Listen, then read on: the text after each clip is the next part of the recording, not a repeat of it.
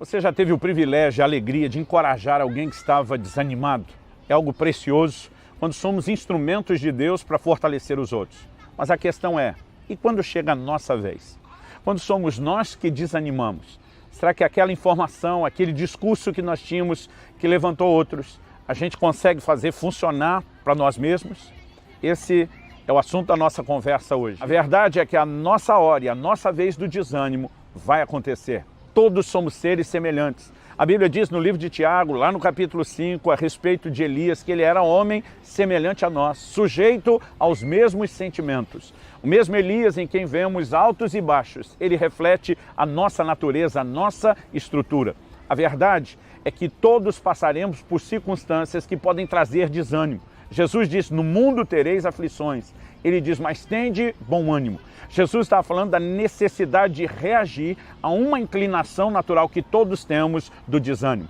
Embora o desânimo seja parte da estrutura humana, ele deve ser combatido. Quando Jesus está dizendo, mas tenha bom ânimo, ele está dizendo, você pode até não conseguir controlar as circunstâncias à sua volta, mas você deveria controlar o seu ânimo. Desânimo é algo que nos fará mal, não apenas na perspectiva emocional, natural, mas até mesmo no âmbito espiritual. Mas a pergunta é como lidamos com o desânimo? Eu acredito que há circunstâncias distintas nas quais o desânimo se manifesta. Vamos pegar aqui, além do exemplo de Jó, que ele está enfrentando um momento muito difícil, circunstâncias, e Jesus diz que as aflições podem nos desanimar.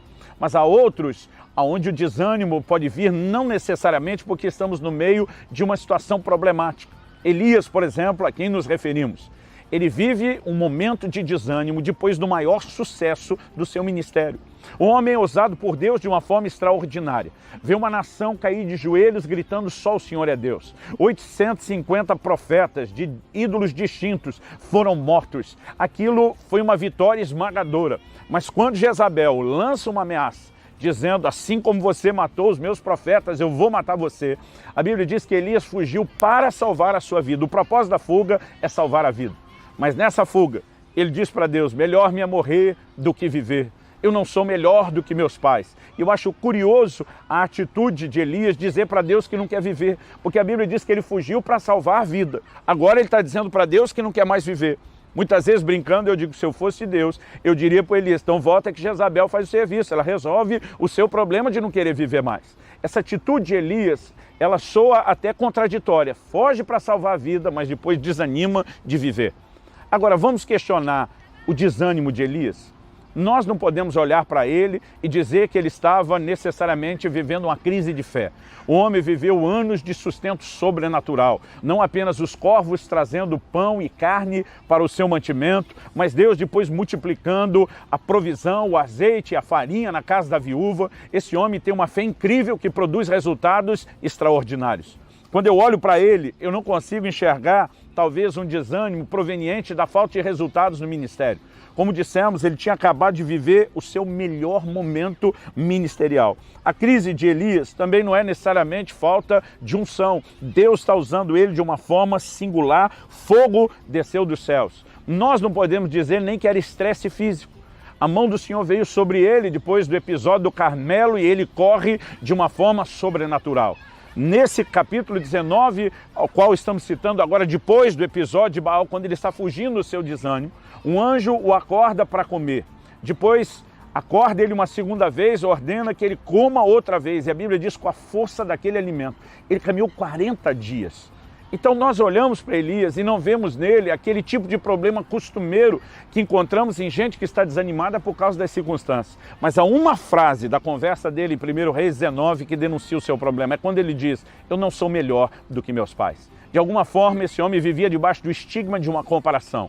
Eu preciso fazer a diferença. Eu preciso ser diferente comparando com a geração antes de mim. E com aquilo que ele havia pré-estabelecido como meta, ele não conseguiu alcançar. Muitas vezes isso tem trazido tristeza a corações de pessoas que estão vivendo muitas realizações. Eu vejo gente num bom relacionamento com Deus, com uma família estruturada, um casamento abençoado, prosperando às vezes na profissão, no ministério, mas ainda triste porque alguma coisa que ele estabeleceu como meta, que às vezes Deus nem lhe deu, O fato de não ter alcançado aquilo lhe traz tristeza, lhe traz desânimo. Outra coisa que podemos ver na declaração de Elias, na frase "não sou melhor do que meus pais", é a inclinação que nós temos de nos comparar uns com os outros. Isso pode ser cruel, mesmo dentro do reino de Deus, porque temos chamados diferentes, propósitos distintos a cumprir, diferentes dons da graça, e quando nos comparamos, isso também pode trazer muito abatimento. A verdade é que Elias está numa crise de expectativas frustradas.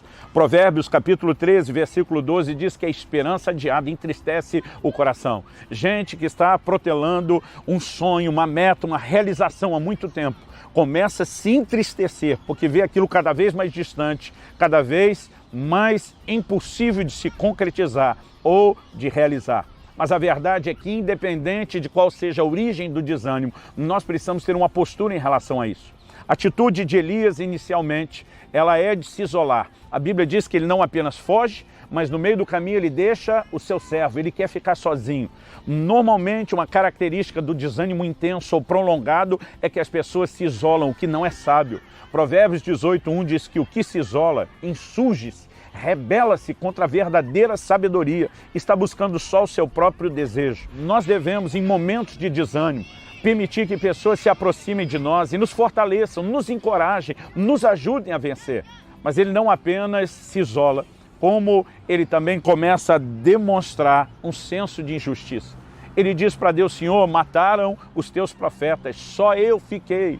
Depois Deus vai responder para ele: só você ficou, coisa nenhuma, Elias. Eu tenho 7.000 que não dobraram os seus joelhos a Baal. E você só não sabe que tem mais 7.000 fiéis porque você se isolou, você desconectou deles. Mas a palavra dele, além de revelar a atitude de isolamento, também mostra esse senso de injustiça.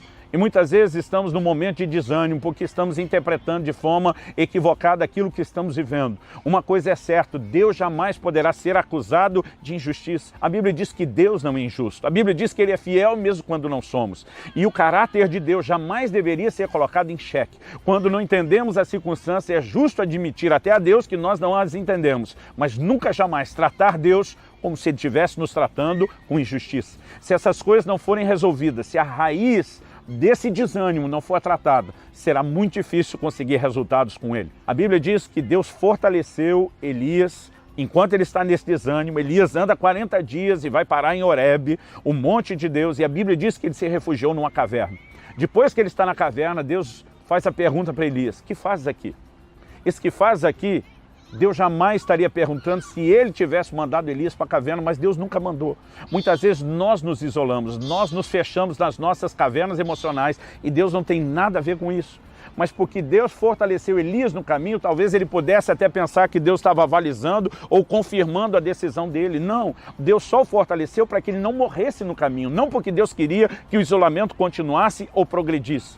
E muitas vezes nós entendemos errado a sinalização. Quando Deus pergunta o que faz aqui, Ele está dizendo: eu nunca te mandei para cá. Aliás, o interessante é que depois que Elias sai da caverna, Deus manda ele pegar todo o caminho de volta.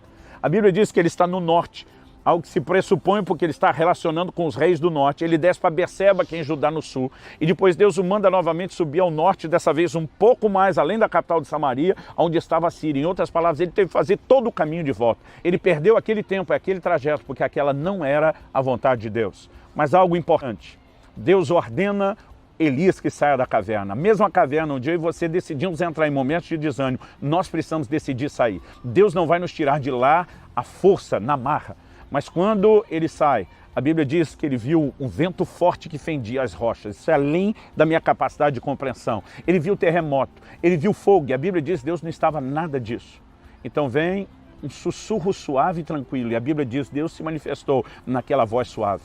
Em momentos como esse, esperamos que Deus faça estardalhaço, barulho para nos tirar de forma extraordinária do desânimo, e normalmente isso não acontece. A forma de sair dele é ouvindo a voz simples de Deus, é nos voltarmos à palavra, a um tempo de oração, é aquietarmos diante dele para que de forma simples, tranquila, ele fale conosco e a gente possa tomar a decisão de vencer o desânimo que está nos vencendo. Como eu disse no início, não podemos controlar as circunstâncias à nossa volta, mas podemos controlar o nosso ânimo. É ordem de Jesus: tenha bom ânimo. Isso é um imperativo, é minha e sua responsabilidade. Então, para lidar com o desânimo, precisamos detectar a raiz, tomar a decisão de sair da caverna, ouvir a voz de Deus e acreditar que há oportunidade para um novo começo. Que Deus te abençoe e que você vença a guerra contra o desânimo.